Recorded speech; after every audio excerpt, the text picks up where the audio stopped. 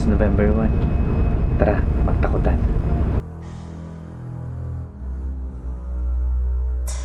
January 2020. Pumasyal kami ng pamilya ko sa Ilocos Sur. Si Mrs. that time, kasama ko yung mga kapatid niya.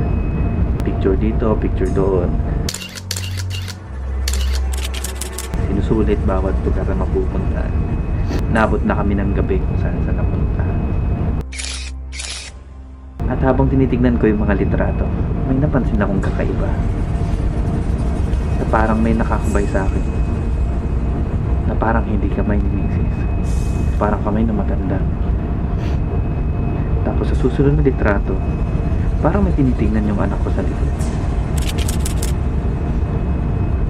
Ano sa palagay niyo? Kamay ba ni Mrs. to? O may ibang umakbay sa akin?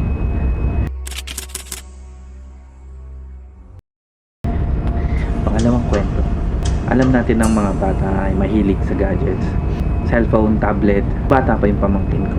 Nasa kwarto sila, kasama niya yung mami niya. Selfie lang siya ng selfie.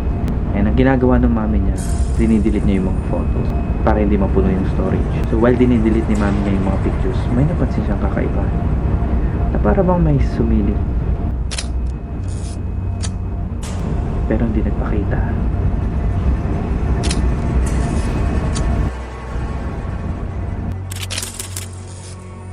Pangatlo and last na kwento. Dito sa barko may kanya-kanya kaming kabina. And meron ding mga kwarto na walang gumagamit. May cabin, pilot, hospital. Depende sa kumpanya, pero madalas once a week may cabin inspection. So habang nag-i-inspection si Chief Mate, and napunta na sila sa hospital. Kahit walang nakatira dito ay kailangan pa rin nilang inspection ito. And pagsilip nila sa CR,